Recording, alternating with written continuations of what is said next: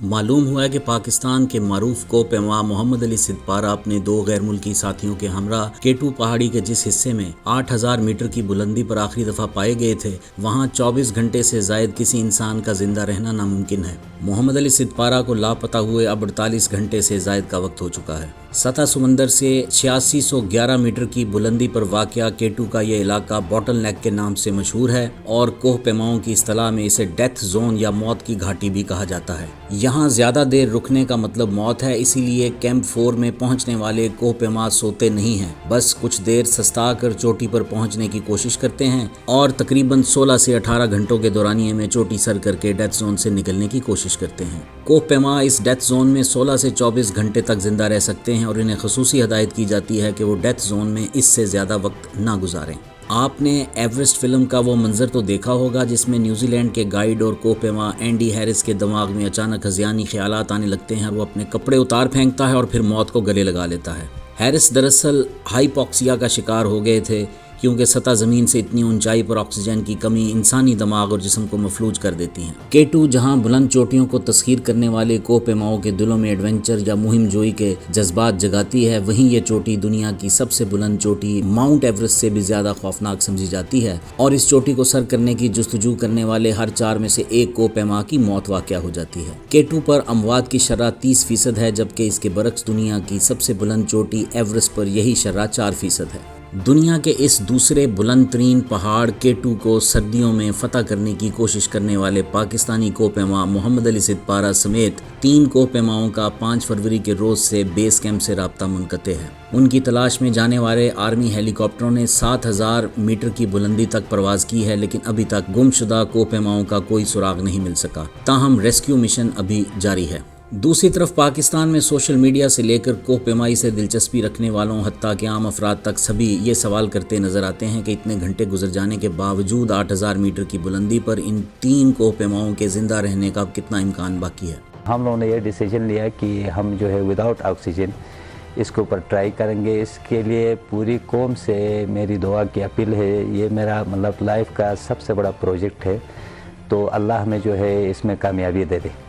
یاد رہے کہ کیٹو کی بلندی 8611 میٹر ہے جو کہ دنیا کی بلند ترین چوٹی ایورسٹ سے صرف 200 میٹر کم ہے، لیکن موسم سرما میں کیٹو پر حالات جان لیوا ہو جاتے ہیں۔ اس کے لیے سب سے پہلے یہ جاننا ضروری ہے کہ ڈیتھ زون کیا ہوتا ہے اور کوہ پیما ڈیتھ زون میں کتنے گھنٹوں زندہ رہ سکتے ہیں۔ طبی ماہرین کے مطابق انسانی جسم سطح سمندر سے 2100 میٹر تک کی بلندی پر رہنے کے لیے بنایا گیا ہے اور اس سے زیادہ بلندی پر انسانی جسم میں آکسیجن کی سیچوریشن تیزی سے کم ہونا شروع ہو جاتی ہے اور جسم پر منفی اثرات مرتب ہونا شروع ہو جاتے ہیں۔ ایسے اونچے پہاڑوں پر جانے سے پہلے کوہ پیما کئی ہفتوں تک ایکلیمیٹائزیشن یعنی جسم کو ماحول کے ساتھ ہم آہنگ کرنے کا عمل کرتے ہیں تاکہ ان کا دماغ آکسیجن کی سپلائی کے مطابق آہستہ آہستہ ماحول کے حساب سے کام کرنے لگے۔ کوہ پیمائی کے ماہرین کے مطابق کیٹو پر عموماً کیمپ 1 یعنی 6000 میٹر تک کی بلندی کے بعد کوہ پیما خطرناک زون میں داخل ہو جاتے ہیں اور ان میں آکسیجن کی کمی کے منفی اثرات نمودار ہونا شروع ہو جاتے ہیں جو زیادہ تر اموات کی وجہ بنتا ہے۔ ایسے میں آکسیجن کی کمی کے ساتھ نبض تیز ہو جاتی ہے، خون گاڑھا ہو کر جمنے لگتا ہے اور فالج کا خطرہ بڑھ جاتا ہے۔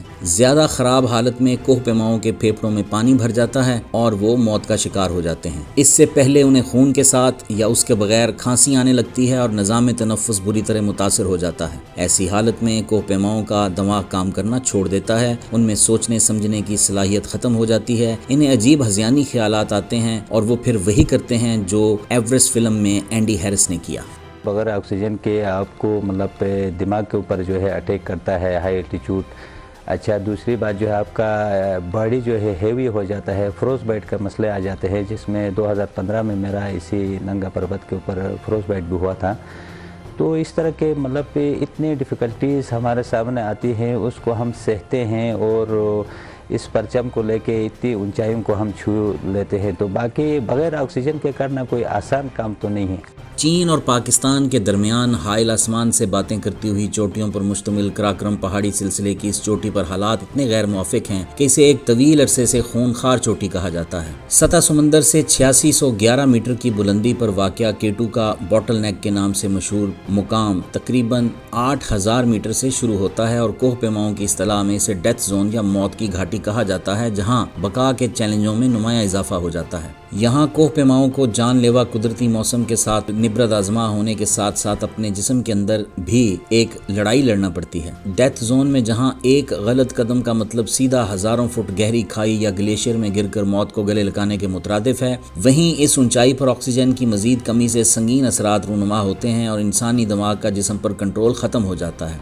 डेथ जोन में इंसानों को सांस लेने के लिए दरकार ऑक्सीजन की कमी से जहाँ ऑल्टीट्यूड सिकनेस के इम्कानात बढ़ जाते हैं, वहीं इतनी बुलंदी पर तेज हवाएं भी कोह पैमाओं के लिए जानलेवा साबित होती हैं। यहाँ इंतहाई कम दर्जा हरारत भी जिस्म के किसी भी हिस्से में फ्रॉस्ट बाइट का बायस बन सकता है। इतनी बुलंदी पर इंसानी जिस्म को पेश आने वाले तिब्बी मसाइल के हवाले से की गई तहकीक के मुताबिक यहाँ तक चढ़ने वाले कोह पैमा शदीद सर दर्द, मतली, ब्रेन हैमरेज, हेलुसिनेशन या नज़र का धोखा वगैरह जैसे तिब्बी हालात से भी दो-चार हो सकते हैं। डेथ जोन में गलती की कोई गुंजाइश नहीं होती और यहाँ आप मखसूस वक्त से ज़्यादा वक्त नहीं गुजार सकते और यहाँ नींद लेना या ज़्यादा देर रुकने का मतलब मौत है। अगरचे 48 घंटे से ज़्यादा किसी कोह पैमा के 8000 मीटर से ऊंचाई पर ज़िंदा रहने के इम्कानात बहुत कम होते हैं, लेकिन डेथ जोन में सबसे ज़्यादा वक्त गुजारने का रिकॉर्ड नेपाल के पिम्बा गैल्जियन शर्पा के पास है, जो सन 2008 में 2 कोह पैमाओं को बचाने के लिए 90 घंटे तक K2 के डेथ जोन में रहे और खुशकिस्मती से ज़िंदा बच निकले। यहाँ सवाल ये पैदा होता है कि क्या मोहम्मद अली सिद्दपारा और उनके 2 साथी भी इतने खुशकिस्मत साबित हो सकते हैं? इस सवाल का जवाब तो आने वाले चंद घंटे ही देंगे, लेकिन पाकिस्तानी कौम की दुआ है कि मोहम्मद अली सिद्दपारा अपने साथियों समेत जिंदा सलामत वापस लौट आएं। YouTube पर गूगली न्यूज देखने के लिए youtube.com की सर्च बार में गूगली न्यूज टीवी टाइप करें। गूगली न्यूज के पेज पर सुर्ख रंग के सब्सक्रिप्शन वाले बटन पर क्लिक करना ना भूलिए। YouTube पेज पर अपलोड होने वाली वीडियोस से बाखबर रहने के लिए बेल आइकन पर क्लिक कीजिए। आपको हर नई वीडियो के बारे में नोटिफिकेशन मौसूल हो जाएगा।